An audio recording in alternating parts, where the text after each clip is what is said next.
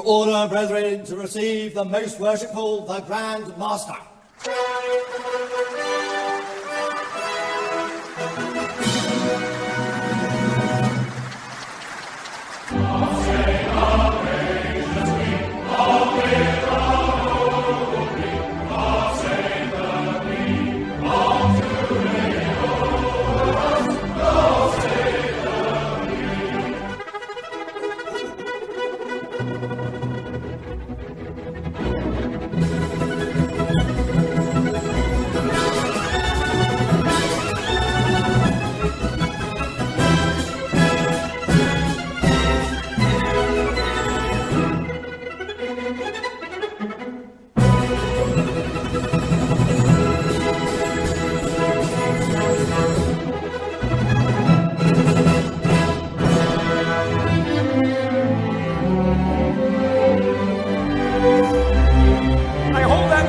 Self-evident, Brother Franklin, all men are created equal.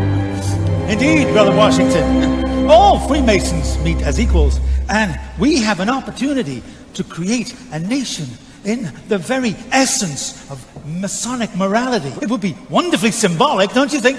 You'll be wanting to put the all-seeing eye on our banknotes next. You think I'm taking it a bit far? Please don't ask me questions like that, Brother Franklin. You know I cannot tell a lie.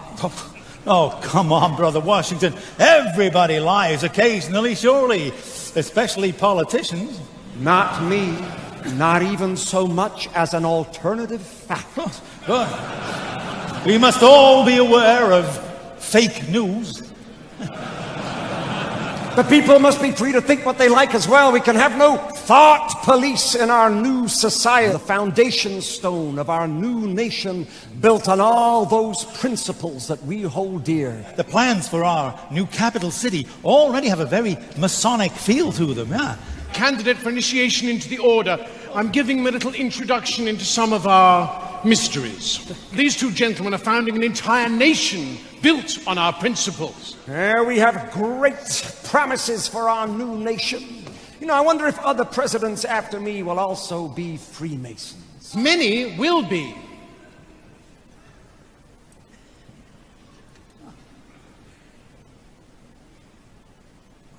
And Freemasonry will become embedded in the American culture. And the eye will appear on the banknotes. Oh, God. These principles will be honored with a gift from your French brethren. A gift that will be a welcoming beacon to the poor and oppressed. This is the statue we are giving you. It's a bit small, isn't it? Oh, this is a maquette. The real thing is bigger. Much, much bigger. America will produce a great many great Americans from many different walks of life and many different fields, and many will be Masons. Sportsmen, actors, writers, soldiers, filmmakers, businessmen, inventors, astronauts. What on earth is an astronaut? No, they're not. I don't follow. Well, they're not on Earth, they're in space. In fact, Brother Buzz Aldrin was the second man to walk upon the surface of the moon. That's the best thing I've heard this evening. What, that a Mason walked on the moon? Man on the moon. Amazing. But don't forget the musicians. Do not forget the musicians.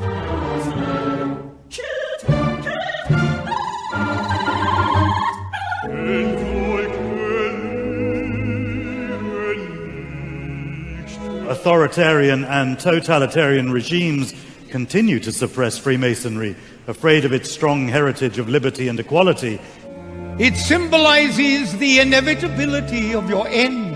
The British Army had travelling lodges that moved with regiments. Freemasons have served their countries and communities with distinction. Freemasons met across the Union and Confederate divide to celebrate their common rituals. And today, Freemasonry remains an active part of military life in many countries. Freemasonry has burned as a blazing fire through the last 3 centuries, the driving force behind the Royal Society, was initiated into Freemasonry. Prince Edward, Duke of Kent, father of Queen Victoria, and Prince Augustus, Duke of Sussex. The two princes brought their feuding Grand Lodges together and reconciled to be the United Grand Lodge of England. Kings George IV, William IV, Edward VII, Edward VIII, and George VI were all Freemasons, as were 18 dukes and princes, including the Duke of Edinburgh. This year, His Royal Highness Prince Edward, the Duke of Kent, celebrates his 50th year as Grand Master of the United Grand Lodge of England. His Royal Highness was proposed into Freemasonry by the then Grand Master, the Earl of Scarborough. He was initiated into Royal Alpha Lodge number 16, an advocate for the craft all over the world, continuing 3 centuries of distinguished royal tradition at the very heart of English Freemasonry. To order, brethren, to receive the most worshipful, the Grand Master.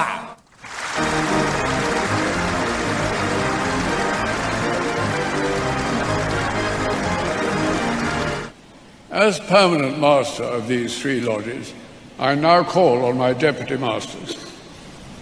Most worshipful Grand Master. Most worshipful Grand Master. Most worshipful Grand Master. Most worshipful Grand Master, I humbly ask you to complete the initiation of this worthy candidate for Freemasonry. Adorn our ceremonies and forever remind us of our incomparable heritage, the birth of organized Freemasonry, stressing the deep and sincere loyalty and affection felt by the Brethren of the United Grand Lodge of England for their Grand Master.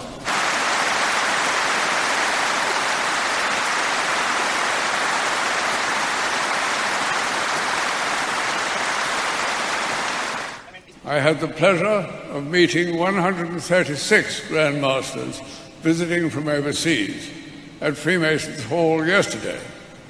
Today, though, we are a meeting of more than 4,000, gathered from all around the world, from our own constitution and beyond. When the global Masonic family comes together to celebrate our past and to renew our own pride and confidence in and enthusiasm for Freemasonry. I hereby read the text of a letter sent today to Buckingham Palace. May it please your Majesty, we, the representatives of over 200,000 Freemasons under the United Grand Lodge of England, most respectfully express our continuing loyalty to your Majesty's throne and person in this, the 66th year of your long and distinguished reign, of His Royal Highness the Duke of Kent, as our much-loved and greatly respected Grand Master. We humbly thank God for preserving our order and fervently pray His blessings on your Majesty, so that our loyal devotion to your Majesty may long continue. Given at the Royal Albert Hall this 31st day of October, Anno Domini 2017. Her Majesty has been pleased to reply in the following terms. The Queen has asked me to thank you for your kind letter of loyal greetings on behalf of the representatives of the Freemasons under the United Grand Lodge of England, which are being celebrated on the 31st of October at the Royal Albert Hall. Her Majesty appreciated your thoughtfulness in writing as you did. We leave the Royal Albert Hall even more proud of our ancient institution. Worldwide, Freemasonry remains as important and relevant as ever. A global society of perhaps 6 million people. As the globe embraced Freemasonry, enlightenment came. I may not agree with what you say, but I shall defend to the death your right to say it. None is more hopelessly enslaved than those who falsely believe they are free. Coat of arms of Donald Trump. What does it actually represent? Well, this is rather interesting, actually. This is arcane Scottish heraldic law providing evidence of Donald Trump's deep Anglophilia, I would say, and also touches upon the royal prerogative. There we have the double-headed eagle representing his Scottish Germanic heritage.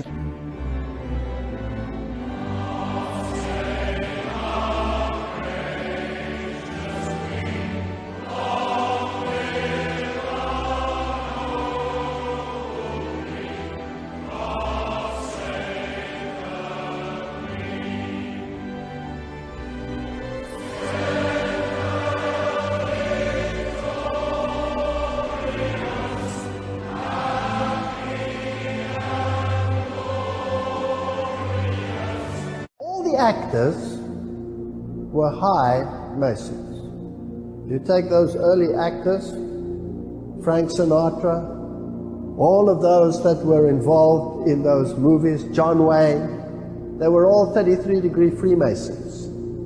And if you follow it down through the line to this very day, most of the actors, I would say the great majority, if not all, of the major actors are all high Masons. All the singers, all of them.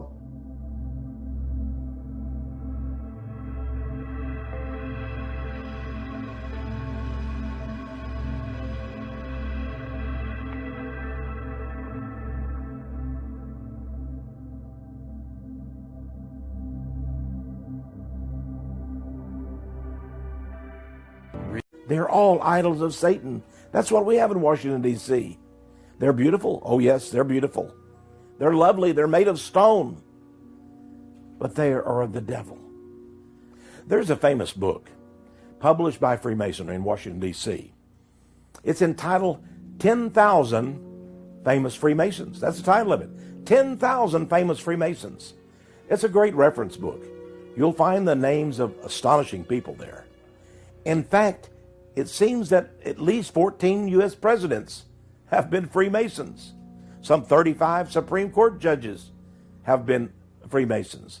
And the numbers of governors and generals and senators and congressmen are innumerable. Laying the cornerstones of buildings which serve mankind is one of the world's most ancient customs.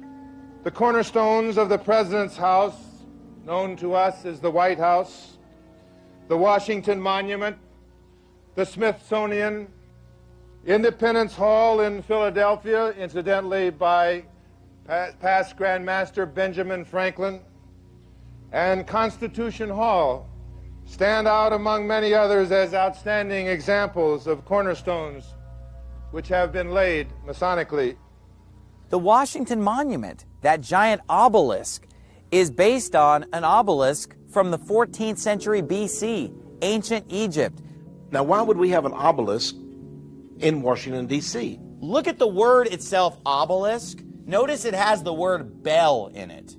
Obelisk. Look down at your Bible in Jeremiah chapter 50, and it says, "Declare ye among the nations and publish, and set up a standard, publish and conceal not. Say, Babylon is taken, Baal is confounded." You see, Baal was their false god. Notice that the obelisk stands in the midst of a great circle. The obelisk is, in fact, the phallus symbol. The phallus symbol. It's the phallus of the great sun god, the great architect. He is the one who designs the world, and it is his architecture that reigns. You will find an obelisk right before the Vatican in Rome. You will find one in London. You'll find also, of course, throughout Egypt, the obelisk. You'll even go to New York. You can go to Central Park, and you'll see the needle of Cleopatra, so-called. So the occult world has placed these obelisks in the major cities across this globe. But in Washington, D.C. is the primary obelisk. Know all of you who hear me, we proclaim ourselves free and lawful Masons. We are met in open day under the broad canopy of heaven to lay the cornerstone of this building, symbol of freedom to our citizens. May the Lord prosper our handiwork, and may this building continue for centuries as a credit to the nation and a blessing to the citizens thereof. You know, Jefferson not only helped to design, along with L'Enfant, the capital of the United States, but Jefferson also helped to design the Great Seal of the United States. Take out your $1 bill, the most common currency of the United States. There you will see the hidden side of the Great Seal. And there you have a great pyramid, the Egyptian pyramid. And directly above the pyramid is an all-seeing eye, and inside a triangle. That all-seeing eye is the eye of Horus, the son of the sun god. What is America doing with the sign of Osiris and his son Horus and their Great Pyramid? Now, there is a motto also to the reverse side of the Great Seal. It's E pluribus unum. The motto of our nation, E pluribus unum, is in Latin, which is the language of the Roman Empire. And it says, out of many, one. And if you think about it, that's exactly what the New World Order is. It's many nations coming together into one nation. It's many religions coming together into one religion. It's many different currencies and financial systems all joining together into one. Out of many, one. E pluribus unum. And when we think about that motto, out of many, one, think about the New World Order. It's many nations becoming one.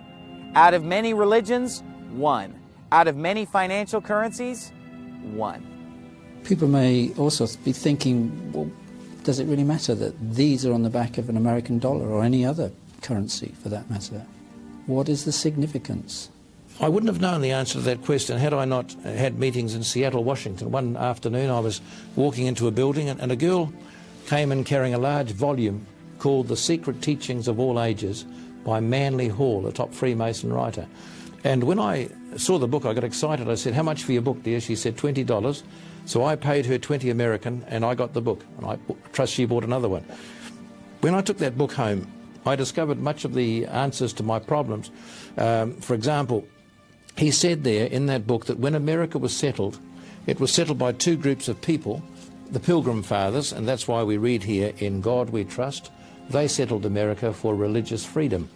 He said at the same time, a group of occultists and Freemasons settled it for a peculiar and a particular purpose known only to the initiated few. The initiated few are called in Freemasonry in the top degrees the adepts, the elect, and the sages. These men settled it for the main purpose of putting Lucifer, the god of Freemasonry, on the throne of the world.